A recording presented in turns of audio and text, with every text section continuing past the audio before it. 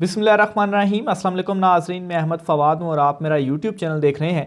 नाज़रीन, आज का व्लॉग आपने बहुत ही गौर से सुनना है और पूरा सुनना है क्योंकि बहुत ही इंपॉर्टेंट चीज़ें हैं आपके साथ, वो मैं शेयर करना चाहता हूँ। ख़ास तौर पर अदलिया में जो इस वक्त तकसीम नज़र आ रही है, ये तकसीम है क्या, मंज़र इस वक्त क्या बना हुआ है। शरीफ ख़ानदान या जिन्हें शरीफ सिसिलियन माफिया भी कहा जाता है, वो इस वक्त क्या चीज़ें अचीव करना चाह रहा है। और इस वक्त सारी की सारी जो गेम है वो चूँकि सुप्रीम कोर्ट में ही है और सुप्रीम कोर्ट ही इस वक्त इमरान खान साहब और तमाम जो सियासी जमातें हैं, जो तमाम स्टेक होल्डर्स हैं, वो सिर्फ़ और सिर्फ इस वक्त सुप्रीम कोर्ट ऑफ पाकिस्तान की तरफ ही देख रहे हैं। तो इसका ये जो सारा मंज़र है ये मैं क्लियर आप करके आपके सामने रखूंगा, समझाने की कोशिश आपको करूंगा। इसके लिए सबसे पहले मैं थोड़ा सा आपको माजी के अंदर लेकर जाऊंगा और फिर उससे चीज़ों को रिलेट करने की कोशिश करूंगा।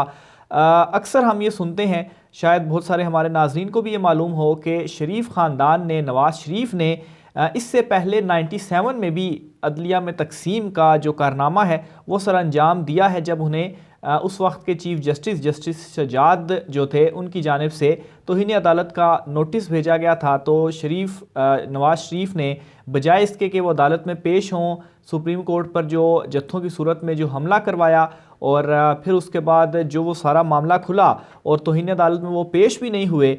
तो वो उस वक्त जो मामला था वो सिर्फ यहाँ तक नहीं था। नवाज़ शरीफ ने बाद में क्या चीज़ें की वो मैं आपके साथ पहले शेयर करता हूँ, फिर वही हालात आज के हालात हैं, इस वजह से मैं वो आपके साथ शेयर कर रहा हूँ। आज जो ये नज़र आ रही है अदलिया में तकसीम, और बड़ी वाज़ेह तौर पर अब खुलकर चीज़ें सामने आ गई हैं। कोई भी इस वक्त खाली कुछ करंट इश्यूज़ को देख ले जो अदलिया में इस वक्त चल रहे हैं, तो ख़ुद ब खुद आपको समझ आ जाएगी कि वो हो क्या रहा है। लेकिन फिर भी मंज़र जो है वो मैं आपके सामने रखता हूँ। तो ये ऐवान इक़्तिदार के मुशाहिदात गौहर अयूब ख़ान साहब हैं, उनकी जानिब से ये किताब लिखी गई है। और इस किताब में, और इस किताब का मैं हवाला क्यों दे रहा हूँ, गौहर अयूब ख़ान कौन है और कैसे मैं इस किताब के ऊपर रिलाई कर रहा हूँ, ये भी इस चीज़ के अंदर मैं आपको क्लियर करूँगा, पक्के सबूतों के साथ आपके सामने मैं चीज़ें रखूँगा। तो इनकी इस किताब के अंदर से एक ये तहरीर है वो मैं आपके सामने रखना चाहता हूँ। और इस तहरीर का आगाज़ इस तरह से होता है कि नवाज़ शरीफ जस्टिस सजाद अली शाह को क्यों एक रात कैद में डालना चाहते थे। ये बड़ी हेडिंग जो है वही इतनी खौफनाक सी है और इससे आपको समझ लग जाएगा कि ये जो सिसिलियन माफिया है ये क्या करता रहा है। नवाज़ शरीफ का दूसरा दौरे हुकूमत था। चीफ जस्टिस सजाद अली शाह ने नवाज़ शरीफ को तौहीन अदालत का नोटिस करके तलब किया। बादशाह सलामत अदालत के सामने पेश ना हुए, मगर उन्होंने चीफ जस्टिस सजाद अली शाह को सबक सिखाने का घिनौना मंसूबा बनाकर, अच्छा इसमें मैं आपको एक साथ ही क्रेडिट भी जो है वो देना चाहूँगा। ये बिशारत राजा साहब हैं, हमारे कोलीग हैं, कोर्ट रिपोर्टर भी हैं, तो इनकी जानिब से ये जो एक थ्रेट है वो शेयर किया गया है। और इसमें एंड पे ये एक दो चीज़ें अपना भी वो शेयर करते हैं, वो भी मैं आपके सामने रखूँगा, वो भी उससे भी बहुत सारी चीज़ें आपको क्लियर हो जाएंगी। तो क्रेडिट जो है वो पहले मैं इनको देता चलूँ, तो ये सारा थ्रेड इनकी जानिब से लिखा गया है। अच्छा, तो वापस उसी की तरफ मैं आता हूँ। तो ये आगे लिखते हैं कि चीफ जस्टिस सजाद अली शाह को सबक सिखाने का घिनौना मंसूबा बनाया। गौहर अयूब नवाज़ शरीफ के दूसरे दौरे हुकूमत में पानी और बिजली के वफाकी वज़ीर थे, यानी कि ये नवाज़ शरीफ के बहुत ज़्यादा करीब थे और इन्हीं की ज़ुबानी ये किताब में चीज़ें इन्होंने लिखी हैं। अच्छा, ये वो दौर था जब नवाज़ शरीफ सुप्रीम कोर्ट पर चढ़ दौड़े। गौहर अयूब अपनी किताब में लिखते हैं कि पहले नवाज़ शरीफ ने चीफ जस्टिस सजाद अली शाह को कौमी असम्बली की इस्तेहकाक कमेटी के सामने तलब करने का कहा।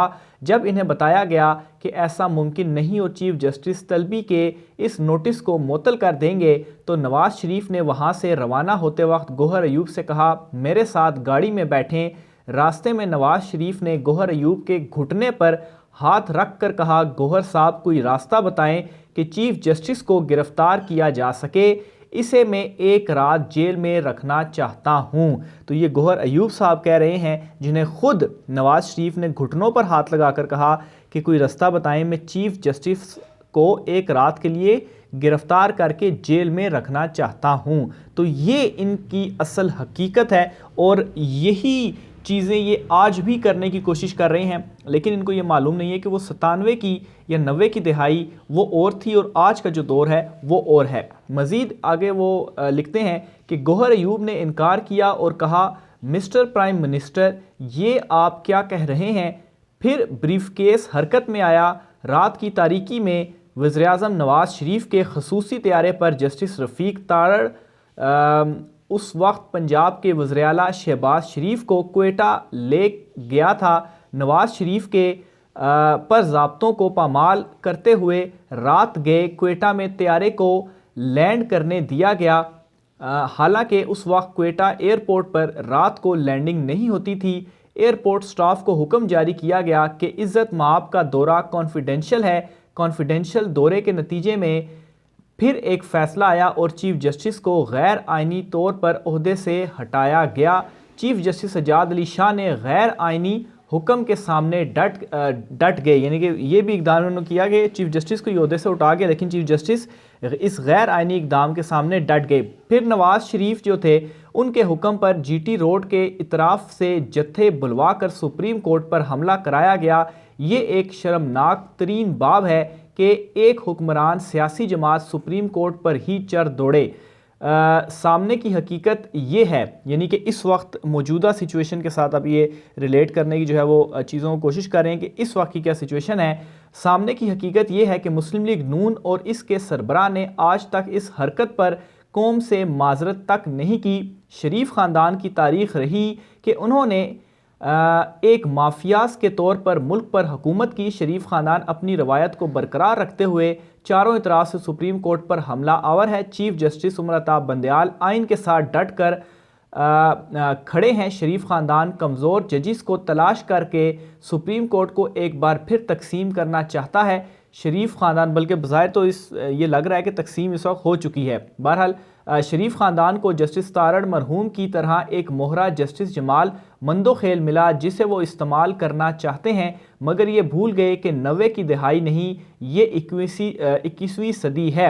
जस्टिस जमाल मंदोखेल और जस्टिस मंसूर शाह के इख्तलाफी नोट की हैसियत इतनी ही है जितनी मिस्टर भुट्टो को फांसी के वक्त अदालती फ़ैसले में जस्टिस सफदर शाह की थी।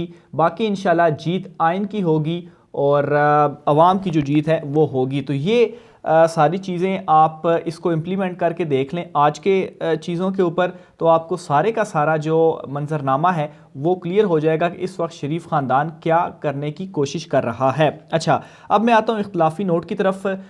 इस इख्तलाफी नोट के ऊपर एक किस्म का आप ये समझ लें कि चाय की प्याली में तूफ़ान बर्पा करने की कोशिश की गई है। ये वही फ़ैसला है और अच्छा हुआ ये है कि अभी इस फ़ैसले के ऊपर इम्प्लीमेंट होकर फिर उसके बाद इलेक्शन कमीशन ने नहीं भी माना और दोबारा इसके ऊपर बेंच भी बन गया है। तो ये टाइमिंग भी आपने एक देखनी है कि अचानक से ये जो इख्तलाफी नोट है वो सामने आया है। तो बहरहाल इस इख्तलाफी नोट में जो 2-3 चीज़ें कही गई हैं वो ये है कि अज़ खुद नोटिस को ख़ारिज कर दिया गया था उस वक्त, क्योंकि उस वक्त जो बेंच था वो 9 रुकनी था और फिर 9 रुकनी से ये 5 रुकनी बना। अच्छा, इस पर भी पहले मैं एक चीज़ आपके सामने रखना चाहूँगा ताकि ये मामला भी आपको क्लियर हो जाए। सीनियर सहाफ़ी हैं मोहसिन इजाज़ साहब, सुप्रीम कोर्ट कवर करते हैं हमारे साथ, इन्होंने ये ट्वीट की है।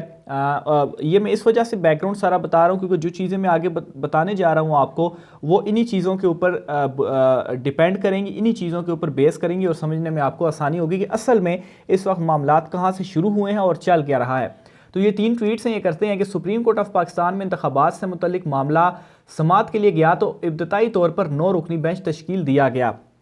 ये वो शुरू वाला बात कर रहे हैं कि जब 9 रुकनी बेंच बना था और फिर ये इलेक्शन कराने का फ़ैसला आया था, और क्योंकि ये जो इख्तलाफी नोट और चीज़ें हैं वो उसी फैसले के ऊपर चल रही हैं, तो इसलिए पहले मैंने वो आपके सामने रखा कि उस वक्त क्या सिचुएशन थी। 9 रुकनी बेंच तश्कील दिया गया था। अच्छा, बाद अज़ान 4 जजिस ने मुख्तलिफ वजूहात पर बेंच से अलहदा हुए। तमाम 9 जजिस की राय थी कि बेंच की दोबारा तश्कील हो और इसके लिए मामला चीफ जस्टिस को भेज दिया गया। इंतखाबात आइन के मुताबिक 90 रोज़ या कम से कम ताख़ीर से करवाने का हुक्म जारी कर दिया गया। गवर्नर ने सुप्रीम कोर्ट के हुक्म पर भी तारीख ना दी। सदर ने इलेक्शन कमीशन से मुशावरत के बाद तारीख दे दी। बाद अज़ां इलेक्शन कमीशन ने अज़ खुद इंतखाबात अक्टूबर में करवाने का ऐलान कर दिया। यूं आईनी और तौहीन अदालत की दरखास्तें सुप्रीम कोर्ट में दायर हो गईं और आज फिर समाअत हुई। अदालत ने फरीकैन को नोटिस जारी किए और फिर 2 जजिस का तहरीरी हुक्म आ गया। इस 27 सफ़हात पर मुश्तमिल तहरीरी हुक्म की टाइमिंग बहुत अहमियत की हामिल है। बज़ाहिर इस वक्त एक एकेडमिक बहस का मकसद दबाव डालना है। तो इनका भी जो इशारा है वो भी आप समझ गए होंगे कि असल मकसद क्या है, वो दबाव डालना है। अच्छा, बहरहाल ये जो इख्तलाफी नोट आया है, अव्वल तो चाय की प्याली में तूफ़ान है और दूसरे नंबर पर इस अज़खुद नोटिस में एक चीज़ तो ये कहा गया कि अज़खुद नोटिस खारिज कर दिया गया था, यानी कि उस वक्त ये 4-3 से फ़ैसला आ गया था और अज़खुद नोटिस खारिज कर दिया गया था। तो बहरहाल वो सिचुएशन मैंने आपके सामने रख दी कि कैसे ये बेंच टूटा और फिर उसके बाद दोबारा बना और ये 5 रुकनी बेंच था। अच्छा, दूसरे नंबर पर इसमें ये उठाया गया सवाल कि अज़खुद नोटिस का जो इख्तियार है वो अकेले चीफ जस्टिस ऑफ पाकिस्तान के पास नहीं होना चाहिए और वन मैन शो जो है वो ख़त्म होना चाहिए। तो इसमें एक चीज़ बड़ी वाज़ेह है कि शुरू से लेकर इवन के साबिक़ चीफ जस्टिस इफ्तिखार चौधरी और उसके बाद जस्टिस साकिब निसार साहब जो हैं, चीफ जस्टिस साकिब निसार, क्योंकि इन दोनों की जानिब से बहुत ज़्यादा अज़खुद नोटिस लिए गए थे, तो ये जो मामला है ये उस टाइम का चलता हुआ आ रहा है और चीफ जस्टिस का ही ये इख्तियार है। तो अगर इस इख्तियार को चेंज करना है तो इसके लिए एक दोबारा आइनी जो तरमीम और एक लंबा प्रोसीजर और सुप्रीम कोर्ट के सारे जजेस बैठने के बाद ये तमाम तर चीज़ें देखी जा सकती हैं। अभी तो ये जो इख्तियार है वो चीफ जस्टिस सुप्रीम कोर्ट अभी के चूँकि जस्टिस उमर अता बंदयाल साहब हैं तो ये इख्तियार उन्हीं के पास ही है। फिर इसके अलावा ये इम्पॉर्टेंट चीज़ें थी जो कि उस इख्तिलाफी नोट में लिखी गई थी। तो बहरहाल इसमें कुछ सच वो नहीं है कि इसको जिस तरीके से पोर्ट्रे किया जा रहा है कि अब नए क्वेश्चंस बन गए और अब शायद सुप्रीम कोर्ट में बज़ाहिर बिल्कुल नज़र आ रही है जो तकसीम इस वक्त पैदा हो चुकी है, लेकिन ऐसा नहीं है कि जो सुप्रीम कोर्ट ऑफ पाकिस्तान ने वो फ़ैसला दिया था वो फ़ैसला ही ख़त्म हो गया है, क्योंकि उस फैसले के ऊपर इम्प्लीमेंट हुआ, फिर इलेक्शन कमीशन जो है उसने इलेक्शन शेड्यूल वापस ले लिया और अब दोबारा वो केस चल रहा है जो दरखास्तें PTI की नहीं आई हैं और फिर उसके बाद उनके ऊपर नोटिस भी जारी हो गए हैं। तो ये इस वक्त की जो सारी की सारी जो सिचुएशन है वो बनी हुई है। इसके अलावा एक और बड़ी अहम मामला है वो भी मैं आपके सामने पेश रखना चाहूँगा। वो ये है कि राना सनाउल्लाह की जानिब से जो बयान दिया गया था कि या हमारा वजूद इस वक्त ख़त्म हो रहा है या हम रहेंगे या इमरान खान रहेगा। तो इसमें बड़ा एक इम्पॉर्टेंट नुक्ता उठाया गया है और वो नुक्ता ये है कि राना सनाउल्लाह ने ये जो कहा कि हमारा वजूद ख़त्म हो रहा है, ये वो किस हवाले से बातचीत कर रहे थे? क्या वो नून लीग के हवाले से कह रहे थे कि नून लीग का वजूद ख़त्म हो रहा है? बज़ाहिर बिल्कुल लग इसी तरह से रहा है क्योंकि उनका ताल्लुक़ नून लीग से ही है।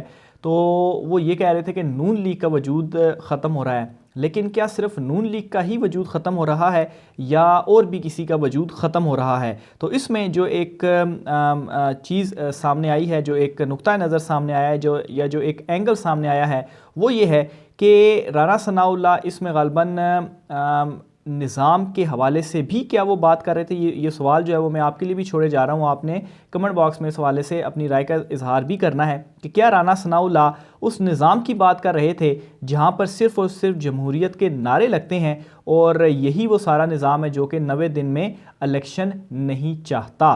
तो ये सिर्फ़ और सिर्फ नून लीग के निज़ाम वजूद की बात है या ओवरऑल और भी बहुत सारे लोगों की वजूद की बात है? क्योंकि ये जो पूरी की पूरी PDM की छतरी तले जो तमाम तर सियासी जमातें इकट्ठी हुई हैं, ये सिर्फ़ और सिर्फ एक दूसरे के मफाद के लिए इकट्ठी हुई हैं। तो सिर्फ नून लीग की नहीं और भी बहुत सारे लोगों के वजूद के हवाले से ये राना सनाउल्लाह की जानिब से जो बात है वो की गई है। बहरहाल आप इस हवाले से क्या सोचते हैं ये भी कमेंट बॉक्स में लिखिएगा। आखिर में आपको बताता चलूँ कि आज पार्लियामेंट का जो सेशन था मुश्तरका, उसमें पाकिस्तान तहरीक इंसाफ के जो सेनेटर्स थे उनकी जानिब से भी शिरकत की गई और तकरीबन 1 साल में पहली मरतबा इस तरह से पार्लियामेंट में नज़र आया कि असल में कोई अपोजिशन जो है वो हो रही है और ज़बरदस्त तकरीरें पाकिस्तान तहरीक इंसाफ के सेनेटर्स की जानिब से भी वहाँ पर की गई। बहरहाल एक और हैरानकुन मनाजिर जो पार्लियामेंट में आज नज़र आए वो ये थे कि मौजूदा PDM हुकूमत के अपने जो वफाकी वज़ीर हैं उनकी जानिब से वाकआउट किया गया। उनके अपने जो इत्तेहादी वज़ीर हैं जो हुकूमत का हिस्सा हैं उन्होंने पार्लियामेंट से वाकआउट किया और जो वाकआउट करने की रीज़न थी वो ये थी कि उन वज़रा का ये कहना है कि उन्हें तरक्याती फ़ंड्स नहीं मिल रहे तो इस वजह से वो वाकआउट कर रहे हैं। तो शरीफ माफिया इस वक्त बहुत बुरे तरीके से फंस चुका है और शरीफ माफिया का ही नहीं बल्कि और भी बहुत सारे ये जो दीगर भी सियासी जमातें हैं इनका भी वजूद इस वक्त ख़तरे में है। बल्कि इमरान ख़ान से जब आज उनकी अदालत में पेशी भी हुई तो उनसे भी ये सवाल पूछा गया कि राना सनाउल्लाह साहब तो ये कहते हैं, तो इमरान ख़ान साहब ने कहा कि अव्वल तो मेरी ये ख्वाहिश है कि किसी का भी वजूद ख़त्म ना हो, सारे ही चलते रहें, लेकिन अगर राना सनाउल्लाह की ये ख्वाहिश है तो फिर राना सनाउल्लाह का ही वजूद जो है फिर इन्हीं का ही नून लीग का ही वजूद ख़तरे में है, क्योंकि हमने तो रहना है। राय का इज़हार नाज़रीन ज़रूर कीजिएगा। मुझे इजाज़त दीजिए। अल्लाह हाफ़िज़।